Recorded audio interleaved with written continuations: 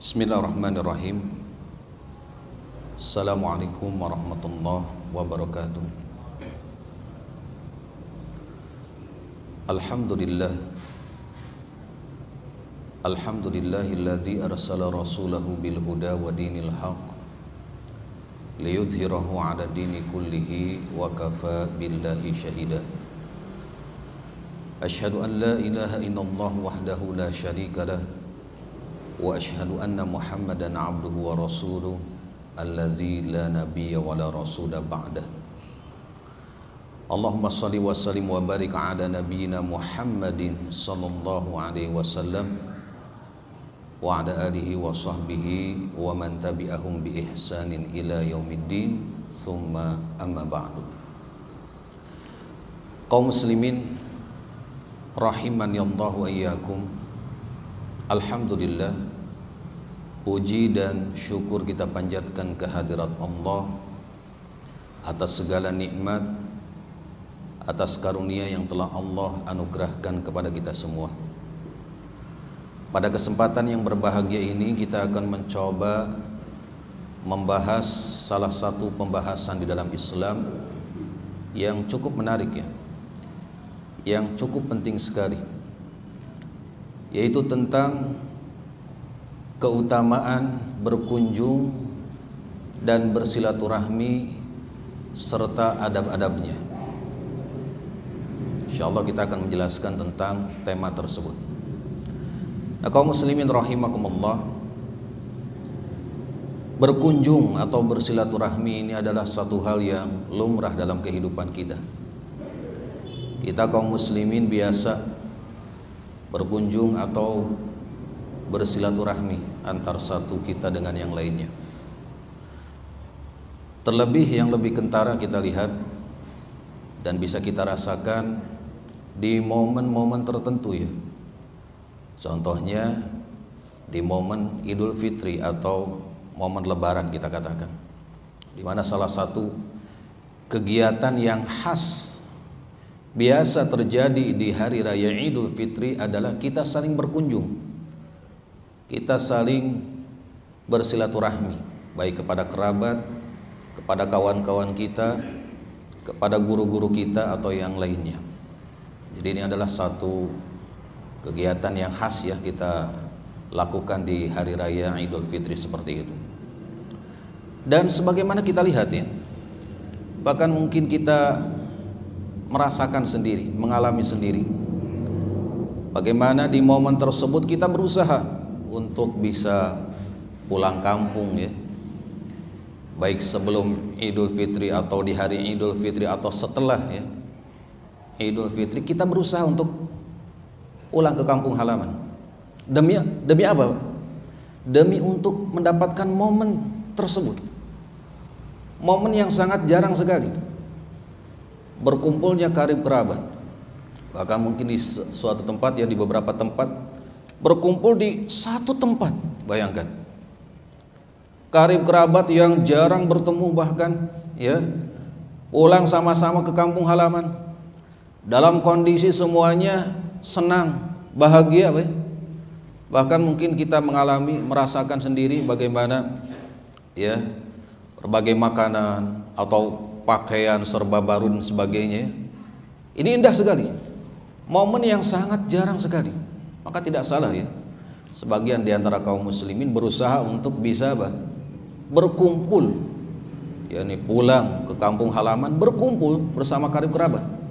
Ya, ini tidak salah, karena momen seperti ini sangat langka sekali, jarang sekali. Meskipun ini bukan batasan bahwa silaturahmi atau berkunjung kepada karib kerabat, ya saudara dan sebagainya, ini hanya di momen hari raya Idul Fitri saja. Ada momen-momen lainnya kita bisa berkumpul bersama, seperti misalkan ketika ada acara walimahan ya, pernikahan, atau apalagi khitanan misalkan, atau ketika kita berkunjung ke saudara yang sakit ya dan sebagainya. Nah, seperti itu. Jadi intinya berkunjung atau bersilaturahmi ini adalah satu kegiatan yang bermanfaat. Bahkan dalam Islam kita akan nanti sebutkan banyak sekali keutamaan-keutamaan yang akan kita dapat ketika kita berkunjung, ya, bersilaturahmi, baik kepada karib kerabat kita ataupun kepada selainnya. Nah, kaum muslimin rahimakumullah, secara umum ada beberapa hadis yang menjelaskan tentang keutamaan berkunjung, ya, umum untuk kerabat atau yang lainnya, ada keutamaan yang sangat agung di sisi Allah Subhanahu wa taala. Di antaranya hadis yang diriwayatkan oleh Imam Muslim dari Abu Hurairah radhiyallahu an, disebutkan bahwa anna rajulan zara akhan lahu fi qaryatin ukhra. Ada seorang berkunjung kepada saudaranya sama muslim di kampung lain. Fa arsalallahu lahu ala madrajatihi malakan. Lalu Allah mengutus seorang malaikat, ya, di jalan yang akan dilalui oleh orang tersebut. Falamma ata alaihi qala aina turid. Ketika keduanya berpapasan, malaikat bertanya kepadanya, aina turid, kamu mau pergi kemana? Hendak kemana kamu pergi? Qala uridu akhan li fi hadhil qaryah. Aku hendak berkunjung kepada saudaraku di kampung ini. Jadi tujuannya adalah berkunjung kepada saudaranya sama muslim. Qala hal laka alai min ni'matin tarubbuha. Malaikat tersebut bertanya lagi, apakah kamu berkunjung tersebut karena ingin membalas kebaikan yang dilakukan oleh saudaramu itu? Qala la ghairu anni ahbabtu fillahi azza wajalla. Ia berkata, bukan, ya, bukan itu tujuannya, tapi karena aku mengunjunginya karena aku cinta, ya, mencintainya karena Allah Subhanahu wa taala, karena Allah azza wa jalla. Qala fa inni rasulullah ilaika bi anna Allah qad ahabbaka kama ahbabtahu fi. Malaikat tersebut berkata lagi, sungguh aku ini adalah utusan Allah, malaikat Allah. Aku ditugaskan untuk memberitahumu bahwa Allah mencintaimu sebagaimana kamu mencintai saudaramu karena Allah. Ya, subhanallah, indah sekali, ya. Kemudian dalam hadis yang semakna, ya, hadis riwayat Imam Ahmad, dalam hadis qudsi Allah Subhanahu wa taala berfirman, haqqat mahabbati lil mutahabbina fi wa haqqat mahabbati lil mutazawirina fi wa haqqat mahabbati lil mutabadzilina fi wa haqqat mahabbati lil mutasadiqina fi wal mutawassilin. Sungguh aku, kata Allah, ya, aku mencintai orang yang saling mencintai karenaku. Aku mencintai orang yang saling berkunjung karenaku. Aku mencintai orang yang saling berderma, saling memberi karenaku. Aku mencintai orang yang saling bersedekah karenaku, dan aku juga mencintai orang yang saling menyambung hubungan kekerabatan karenaku. Lihat dalam dua hadis tersebut, Nabi SAW mengabarkan kepada kita keutamaan kita berkunjung kepada saudara sesama muslim, ya. Akan tetapi niat berkunjungnya karena Allah. Kita berkunjung karena keimanan saudara kita tersebut, kesolehan saudara kita tersebut, ya. Ketika kita tahu bahwa saudara yang kita kunjungi adalah orang yang soleh, orang yang bertakwa, ya, kawan-kawan kita, guru-guru kita dan sebagainya, maka ini akan mendatangkan kecintaan dari Allah Subhanahu wa taala. Sementara kita setiap waktu meminta, ya, agar kita dicintai oleh Allah Subhanahu wa taala. Karena ketika Allah mencintai kita di dunia ini, Allah akan menjadi pelindung kita. Allah akan menjaga kita, memudahkan segala urusan kita, ya, diberkahi kehidupan kita, segala urusan kita. Demikian di akhirat tentunya Allah Subhanahu wa taala telah menyediakan tempat yang penuh dengan kenikmatan, di dalamnya itu dimasukkan ke dalam surga, ya. Jadi indah sekali berkunjung kepada teman kita, pada kerabat kita, jika niatnya ikhlas semata-mata karena Allah, niatnya karena ingin mengunjungi orang-orang saleh, orang-orang bertakwa, orang-orang beriman, maka ini akan mendatangkan apa? Kecintaan dari Allah Subhanahu wa ta'ala.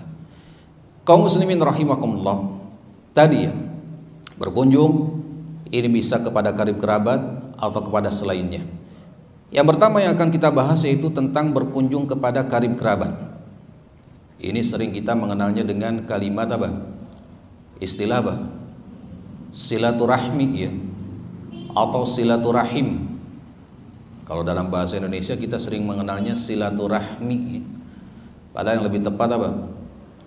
Silaturahim. Meskipun silahkan kedua-duanya boleh digunakan ya, ketika makna yang dimaksud sama ya. Karena kalimat silaturahim ini terdiri dari dua kata ya, silah dan rahim ya. Kalau silah maklum dah, istilahnya menyambung ya antara satu objek dengan objek lainnya. Sedangkan rahim maklum juga gitu ya, betul nggak? Tempat di mana berkembangnya apa? Janin, ini di dalam perut seorang ibu. Sehingga kalau digabungkan silaturahim apa? Menjalin hubungan, ya, menjalin kedekatan, ikatan, menguatkan ikatan antara apa? Sesama kerabat, orang yang memiliki hubungan darah dengan kita, orang-orang yang bersumber dari satu rahim, kita katakan satu nenek moyang. Makanya sering kita mendengar di beberapa tempat misalkan ya, ada di akhir namanya itu semacam penyematan nama untuk nenek moyang mereka ya, suku atau kabilah tertentu misalkan. Ada sering kita mendengar di daerah-daerah ya, terutama di negeri-negeri Arab ya, misalkan Ba'abdu, apalagi Baswedan ya, sebagainya. Ini karena nenek moyangnya apa? Sama seperti itu ya, satu rahim atau satu nenek moyang seperti itu. Nah ini, jadi silaturahmi adalah memperkuat apa? Tali kekerabatan dengan orang-orang yang memiliki apa? Hubungan darah dengan kita ya, ayah, ibu kita, adik kakak kita, paman, bibi dan sebagainya, yang mereka semua masih memiliki apa? Memiliki hubungan darah dengan kita semua. Taib, kaum muslimin rahimakumullah. Sehingga hadis-hadis yang nanti akan saya sebutkan tentang keutamaan silaturahmi ya, bagaimana Nabi SAW menyebutkan beberapa keutamaan tentang silaturahmi, ini ditujukan untuk siapa? Ketika kita mengunjungi siapa? Orang-orang yang memiliki hubungan darah dengan kita, karib kerabat kita, baru keutamaan silaturahmi tersebut akan didapat oleh kita ya. Meskipun di Indonesia kita katakan silaturahmi ini masyhur ya, artinya dikenal mengunjungi siapa saja, bahkan selain karib kerabat pun masih tetap dinamakan apa bah? Silaturahmi, betul nggak? Kepada kawan-kawan, kepada guru-guru ya dan sebagainya, tetap namanya silaturahmi ya, sah-sah saja ya kalau di Indonesia. Artinya boleh kita menggunakan kalimat silaturahmi. Namun keutamaan-keutamaan yang disebutkan dalam hadis Nabi SAW tentang silaturahmi ini hanya dikhususkan untuk siapa? Untuk karib kerabat saja. Sedangkan berkunjung kepada selain karib kerabat ini ada keutamaan-keutamaan tersendiri. Salah satu tadi ya, itu akan mendatangkan apa? Kecintaan dari Allah Subhanahu wa ta'ala. Nah kaum muslimin rahimakumullah, justru sebetulnya makna umum untuk berkunjung apa? Ziarah ya. Namun kalau di Indonesia ziarah maknanya dipersempit, betul nggak? Jadi ziarah kubur ya. Jadi kalau mendengar mau kemana? Mau ziarah, artinya apa? Ziarah kubur ya. Padahal ziarah apa? Berkunjung ya kepada orang yang hidup, terutama pun demikian kepada orang yang sudah meninggal dunia seperti itu. Baik. Kaum muslimin rahimakumullah, adapun di antara keutamaan dari silaturahmi ini disebutkan di dalam beberapa hadis Nabi SAW. Di antara yang pertama adalah hadis riwayat Imam Bukhari. Suatu hari Nabi SAW pernah ditanya tentang amalan yang bisa memasukkan seseorang ke dalam surga. Kita semua yang hadir di sini ingin masuk surga, pastinya ya. Nah ini ada amalan yang ditanyakan kepada Nabi SAW yang kalau dilakukan amalan tersebut ini akan menyebabkan seorang apa?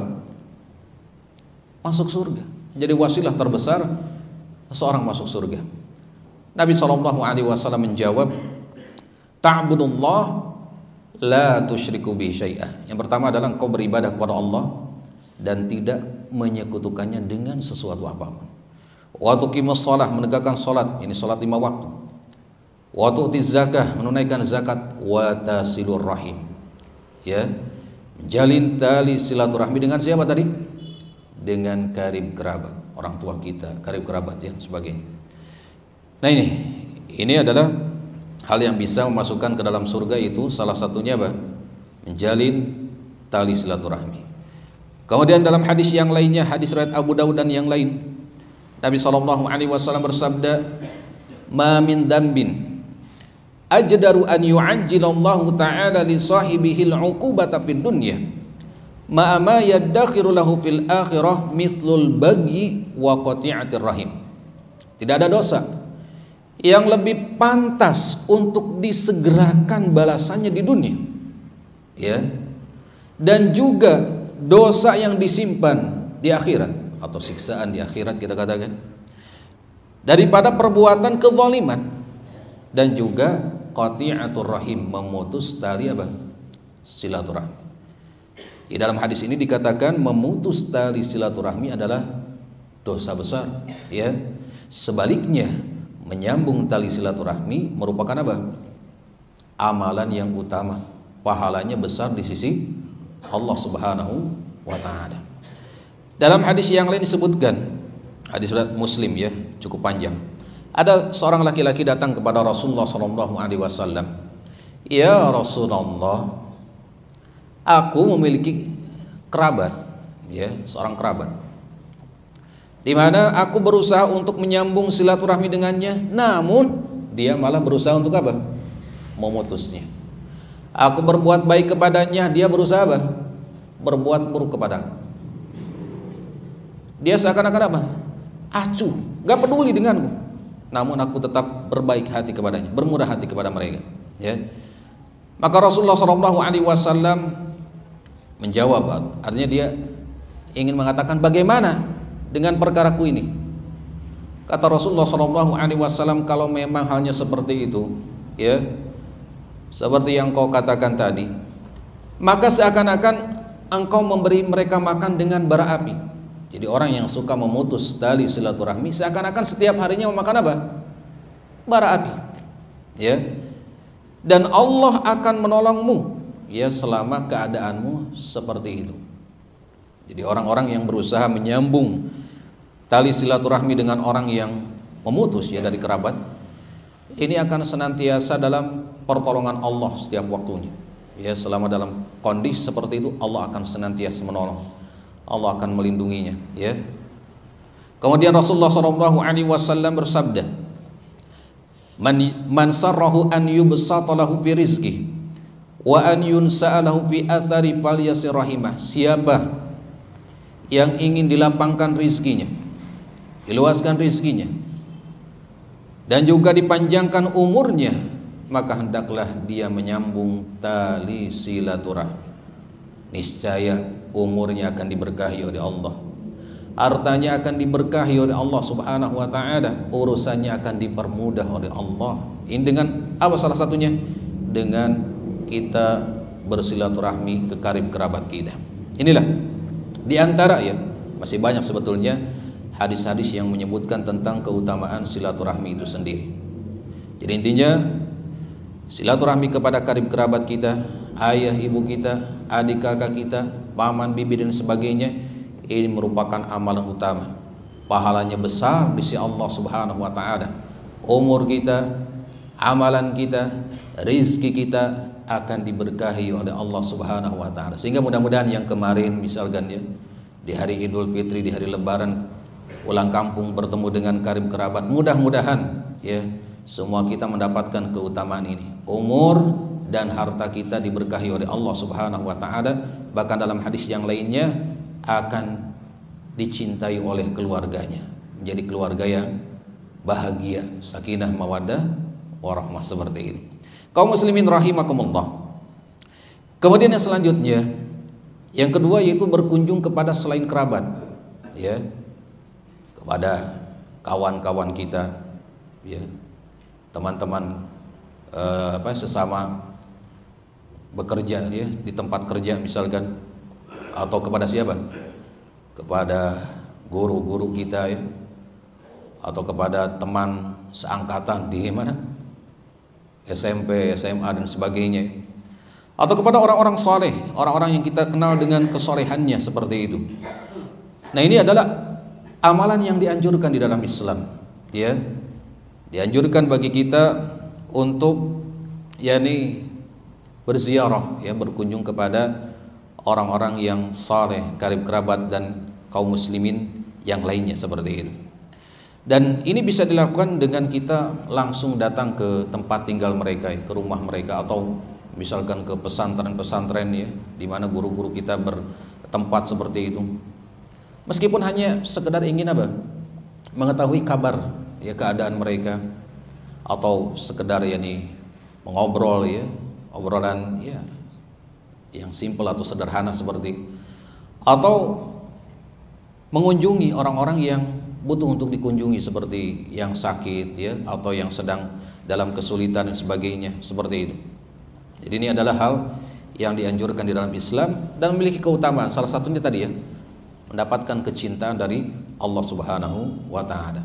Pun demikian, kaum muslimin rahimakumullah, disunahkan bagi kita, ini perhatikan, disunahkan bagi kita untuk meminta, ya, orang-orang yang kita kenal dengan kesolehannya, orang-orang yang bertakwa, guru-guru kita, atau siapapun dia, untuk sering-sering mengunjungi rumah kita, ya, jika hal tersebut memang dirasa tidak mengganggu waktu, ya, orang tersebut, tidak mengganggu waktu orang-orang yang kita undang tersebut seperti itu. Maka ini pun dianjurkan seperti itu. Tujuannya apa? Kata para ulama, agar kita tertular, atau kalau bahasa kecipratan, ya, kecipratan solehnya, tertular kesolehannya. Jadi bau harumnya, ya, kebaikannya ini mudah-mudahan tertular seperti itu. Sebagaimana hal ini sering kita dengar dari sabda Nabi SAW, ya, tentang perumpamaan berteman dengan orang soleh dengan orang toleh, ya. Orang soleh dengan orang apa? Orang toleh. Orang toleh itu orang yang tidak soleh seperti itu, ya. Mathalul jalisi sholih wal jalisi su. Perumpamaan berteman dengan orang soleh dan berteman dengan orang yang buruk, ya. Ini seperti apa? Seperti berteman dengan apa? Penjual minyak wangi dengan tukang pandai besi. Jadi kita harus membayangkannya tukang pandai besinya di zaman dahulu mungkin, ya. Karena kenapa? Karena dahulu kan tempatnya misalkan sempit, penuh asap, pakaiannya nggak ganti-ganti seperti itu, ya, bau, banyak api di mana-mana seperti itu untuk membakar besi dan sebagainya. Ini bayangkannya seperti itu. Bukan di zaman sekarang, kadang lebih modern, Pak, ya, lebih modern, bajunya khusus, ya, seragam gonta-ganti tiap hari, tempatnya lebih bersih dan sebagainya. Karena kenapa? Karena jika engkau berteman dengan tukang minyak wangi, boleh jadi dia menghadiahkan minyak wangi kepadamu, mendapatkan hadiah, atau boleh jadi engkau apa?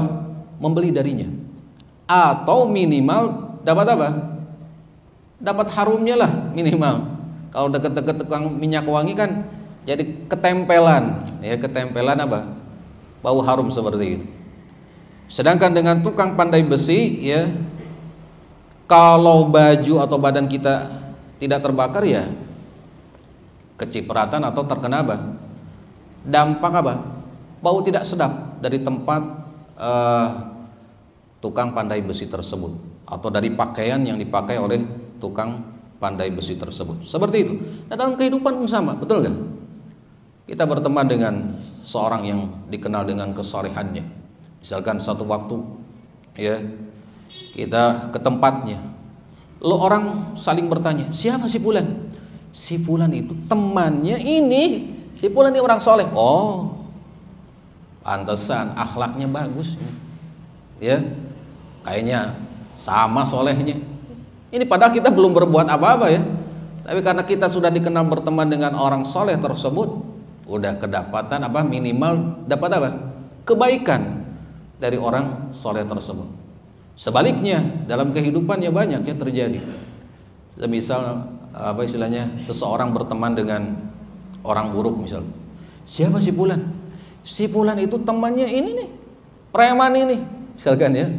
Pemuda beragajulan ini, misalkan ya. Oh, pantas kayaknya sama akhlaknya, padahal belum ngapa-ngapain gitu ya. Tapi sudah di-justice karena ada cerminan siapa? Temannya. Maka ini menjadi pelajaran buat kita agar selalu berteman dengan apa? Orang-orang saleh. Selain mereka kelak di hari kiamat akan memberikan syafaat kepada orang-orang yang menjadi temannya di dunia ketika sama-sama dalam apa? Kebaikan, ya, dalam kesalehan seperti itu. Sedangkan dengan teman yang buruk ya seperti itu, akan terbawa apa? Buruk ya, bahkan tadi nama baik pun menjadi terbawa apa? Terbawa buruk seperti itu. Kemudian dalam hadis yang lain disebutkan idza ja'akumuz za'ir fa'akrimu. Jika ada yang mengunjungi kalian maka muliakanlah. Jadi kita berusaha untuk memuliakan orang-orang yang berkunjung ke tempat kita. Seperti itu. Nah, kaum muslimin rahimakumullah. Adapun mengenai adab dalam berkunjung, ini sebetulnya sama dengan adab kita bertamu ya, baik kepada karib kerabat kita ataupun kepada selain mereka. Seperti misalkan dalam adab bertamu kita tahu mungkin sering dijelaskan di tempat ini ya, meminta izin ya kepada apa istilahnya tuan rumah atau yang memiliki rumah tersebut, minta izin maksimal berapa? 3 kali ya. Kalau diizinkan ya kita masuk, kalau tidak diizinkan maka apa? Kita pulang dengan sukarela. Ya meskipun mungkin dalam satu kondisi ini ya sulit juga ya. Artinya ketika kita sudah pulang kampung ya, kita berkunjung ke rumah saudara sudah jauh nih, akan seharian 3 kali misalkan belum apa istilahnya, belum dibuka, ya masa kita pulang ya seperti itu. Ya mungkin bersabarlah, bersabar ya sampai betul-betul orangnya istilahnya ada dan mengizinkan untuk masuk seperti itu. Kemudian memberikan salam seperti biasa ya, dengan ucapan salam yang disyariatkan, meminta izin untuk masuk, kemudian mengetuk pintu dengan ketukan yang tidak mengganggu. Karena ada sebagian orang mengetuk pintu seperti apa? Ada maling saja Pak ya, menggedor-gedor seperti itu. Jadi ketukan yang tidak mengganggu. Kemudian posisi berdiri kita tidak langsung menghadap ke pintu ya, karena khawatir ketika dibuka ada aurat atau sesuatu yang tidak layak untuk dilihat seperti itu. Kemudian tidak mengintip juga ya, sudah mengetuk misalkan beberapa kali, 3 kali, penasaran ngintip misalkan ya di jendela atau apa seperti itu, ini tidak boleh seperti itu. Kemudian berusaha semaksimal mungkin untuk tidak memberatkan tuan rumah ya, tidak banyak permintaan, jadi qanaah lah ya dengan apa yang dikasih. Kalau misalkan dikasih jus mangga, alhamdulillah itu ya. Makanannya misalkan cuma ayam bakar, alhamdulillah seperti itu. Disyukuri ya. Jangan suka mengeluh ya. Jangan suka mengeluh. Apapun yang disediakan kita harus mensyukuri. Bahkan ketika kita akan pulang berpamitan, kita minta izin untuk pulang. Jangan langsung apa? Nyelonong pulang seperti itu ya. Dan juga berterima kasih. Ucapkan jazakumullah khairan katsira ya atas jamuannya, atas waktunya ya, atas perhatian dan sebagainya. Seperti itu. Ini merupakan adab-adab kita dalam bertamu. Dan satu hal lagi yang terakhir mungkin yang perlu kita perhatikan adalah kita harus tahu waktu-waktu yakni kita tidak pantas lah, tidak layak untuk berkunjung ya. Ada waktu yang umum kebanyakan orang tidak mau dikunjungi, seperti misalkan tengah malam ya. Tengah malam bayangkan bertamu, ternyata ketika dibuka hanya sekedar mengobrol, menanyakan kabar sebagainya. Ini kan satu hal yang kurang etis lah seperti itu. Atau misalkan sebelum subuh ya bertamu, ini satu hal yang kurang bagus juga. atau waktu yang lain lah yang dikenal kurang bagus ya kita bertamu di waktu-waktu seperti itu. Pun demikian secara khusus ada beberapa kawan kita, mungkin ada beberapa saudara kita yang di waktu-waktu itu apa istilahnya gak mau dikunjungi ya, kita pun harus paham seperti itu ya. Nah inilah pembahasan tentang keutamaan berkunjung, bersilaturahmi, dan juga diantara adab-adab dalam berkunjung. Mudah-mudahan yang sedikit ini bermanfaat ya, kurang lebihnya saya mohon maaf. Wallahu a'lam. Assalamualaikum warahmatullahi wabarakatuh.